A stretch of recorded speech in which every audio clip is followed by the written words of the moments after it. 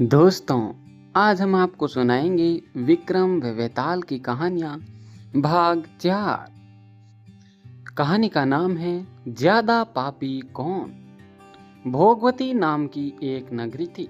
उसमें राजा रूपसेन राज्य करता था। उसके पास चिंतामणि नाम का एक तोता था। एक दिन राजा ने उससे पूछा, हमारा विवाह किसके साथ होगा? तोते ने कहा, मगध देश के राजा की बेटी चंद्रावती के साथ होगा। राजा ने ज्योतिष को बुलाकर पूछा तो उसने भी यही कहा। उधर मगध देश की राजकन्या के पास एक मैना थी। उसका नाम था मदन मंजरी। एक दिन राजकन्या ने उससे पूछा कि मेरा विवाह किसके साथ होगा? तो उसने कह दिया कि भोगवती नगर के राजा रूपसेन के साथ। इसके बाद दोनों को विवाह हो गया। रानी के साथ उसकी मैना भी आ गई। राजा रानी ने तोता मैना का ब्याह करके उन्हें एक पिंजरे में रख दिया। एक दिन की बात है कि तोता मैना में बहस हो गई। मैना ने कहा, आदमी बड़ा पापी, दगाबाज और अधर्मी होता है। तोते ने कहा, स्त्री झूठी, लालची और हत्यारी होती है। दोनों का झगड़ा बढ़ गया। तो राजा ने कहा, क्या बात है, तुम आपस में लड़ते क्यों हो? मैना ने कहा, महाराज, मर्द बड़े बुरे होते हैं। इसके बाद मैना ने एक कहानी सुनाई। इलापुर नगर में महाधन नाम का एक सेठ रहता था। विवाह के बहुत दिनों के बाद उसके घर एक लड़का पैदा हुआ। सेठ ने उसका बड़ी अच्छी तरह से लालन और पालन किया, पर लड़का बड़ा होकर जुआ खेलने लगा। इस बीच सेठ मर गया। लड़के ने अपना सारा धन जुए में खो दिया। जब पास में कुछ न बचा तो वह नगर छोड़कर चंद्रपुरी नामक नगरी में जा पहुंचा। वहां हेमगुप्त नाम का साहूकार रहता था। उसके पास जाकर उसने अपने पिता का परिचय दिया और कहा कि मैं जहाज लेकर सौदागरी करने गया था। माल बेचा, धन कमाया, लेकिन लौटते वक्त समुद्र में ऐसा तूफान आया कि जहाज डूब गया और मैं जैसे तैसे बचकर यहाँ आ गया। उस सेठ के एक लड़की थी, रत्नावली। सेठ को बड़ी खुशी हुई कि घर बैठे इतना अच्छा लड़का मिल गया। उसने उस लड़के को अपने घर में रख लिया और कुछ दिन बाद अपनी लड़की से उसका विवाह कर दिया। दोनों वहां रहने लगे। अंत में एक दिन वहां से विदा हुए। सेठ ने बहुत सा धन दिया और एक दासी को उसके साथ भेज दिया। रास्ते में एक जंगल पड़ता था। वहां आकर लड़के ने स्त्री से कहा, यहाँ बहुत डर है, तुम अपने गहने उतारकर मेरी कमर में बांध दो। लड़की ने ऐसा ही किया। इसके बाद लड़के ने कहारों को धन देकर डोले को वापस करा दिया और दासी को मारकर कुएं में डाल दिया। फिर स्त्री को भी कुएं में पटक कर आगे बढ़ गया।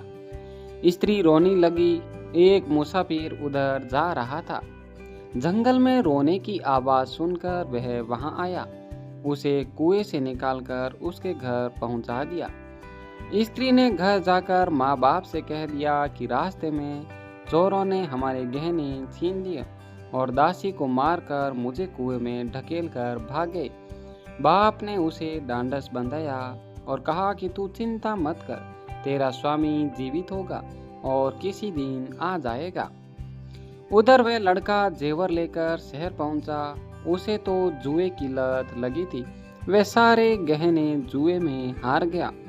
उसकी बुरी हालत हुई तो वह ये बहाना बनाकर कि उसके लड़का हुआ है, फिर अपनी ससुराल चला। वहां पहुंचते ही सबसे पहले उसकी स्त्री ही उसे मिली।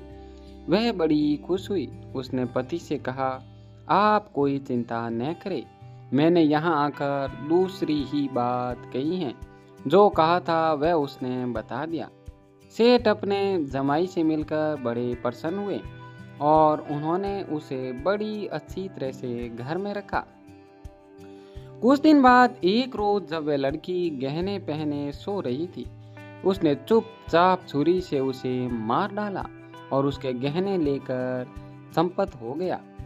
मैना बोली, महाराज, यह सब मैंने अपनी आंखों से देखा। ऐसा पापी होता है आदमी। राजा ने तोते से कहा, अब तुम बताओ कि स्त्री क्यों बुरी होती हैं। इस पर तोते ने यह कहानी सुनाई। कंचनपुर में सागरदत्त नाम का एक सेठ रहता था। उसके श्रीदत्त नामक एक लड़का था। वहां से कुछ दूर पर एक और नगर था, श्री विजयपुर। उसमें सोमदत्त नाम का सेठ रहता था। उसके एक लड़की थी, वह श्रीदत्त को ब्याही थी। ब्याह के बाद श्रीदत्त व्यापार करने परदेश चला गया। 12 बरस हो गए और वह न आया तो जय श्री व्याकुल होने लगी। एक दिन वह अपनी अटारी पर खड़ी थी कि एक आदमी उसे दिखाई दिया। उसे देखते ही वह उस पर मोहित हो गई। उसने उसे अपनी सखी के घर बुलाया और रात होते ही वह उस सखी के घर चली जाती और रात भर वहां रहकर दिन निकलने से पहले ही लौट आती। इस तरह बहुत दिन बीत गए। इस बीच एक दिन उसका पति परदेश से लौट आया। स्त्री बड़ी दुखी हुई, अब क्या करे। पति हारा थका था। जल्दी ही उसकी आंख लग गई और स्त्री उठकर अपने दोस्त के पास चल दी। रास्ते में एक चोर खड़ा था। वह देखने लगा कि स्त्री कहाँ जाती हैं। धीरे धीरे वह सहेली के मकान पर पहुंची। चोर भी पीछे पीछे गया। संयोग से उस आदमी को सांप ने काट लिया था और वह मर पड़ा। स्त्री ने समझा सो रहा है। वहीं आंगन में पीपल का एक पेड़ था जिस पर एक पिशाच बैठा यह लीला देख रहा था। उसने उस आदमी के शरीर में प्रवेश करके उस स्त्री की नाक काट ली और फिर उस आदमी की देह से निकलकर पेड़ पर जा बैठा। स्त्री रोती हुई अपनी सहेली के पास गई। सहेली ने कहा कि तुम अपने पति के पास जाओ और वहां बैठकर रोने लगो। कोई पूछे तो कह देना कि पति ने नाक काट ली है। उसने ऐसा ही किया। उसका रोना सुनकर लोग इकट्ठे हो गए। आदमी जाग उठा। उसे सारा हाल मालूम हुआ तो वह बड़ा दुखी हुआ। लड़की के बाप ने कोतवाल को खबर दे दी। कोतवाल उन सबको राजा के पास ले गया। लड़की की हालत देखकर राजा को बड़ा गुस्सा आया। उसने कहा, इस आदमी को सूली पर लटका दो। वह चोर वहां खड़ा था। जब उसने देखा कि एक बेकसूर आदमी को सूली पर लटकाया जा रहा है तो उसने राजा के सामने जाकर सब हाल सच सच बता दिया। बोला, अगर मेरी बात का विश्वास न हो तो जाकर देख लीजिए, उस आदमी के मुंह में स्त्री की नाक है। राजा ने दिखवाया तो बात सच निकली। इतना कहकर तोता बोला, हे राजा, स्त्रियां ऐसी होती हैं। राजा ने उस स्त्री का सिर मुंडवाकर गधे पर चढ़ाकर नगर में घुमवाया और शहर से बाहर छुड़वा दिया। यह कहानी सुनाकर बेताल बोला, राजा बताओ कि दोनों में ज्यादा पापी कौन है। राजा ने कहा, स्त्री। बेताल ने पूछा, कैसे। राजा ने कहा, मर्द कैसा ही दुष्ट हो, उसे धर्म का थोड़ा बहुत विचार रहता ही है। स्त्री को नहीं रहता, इसलिए वह अधिक पापीन है।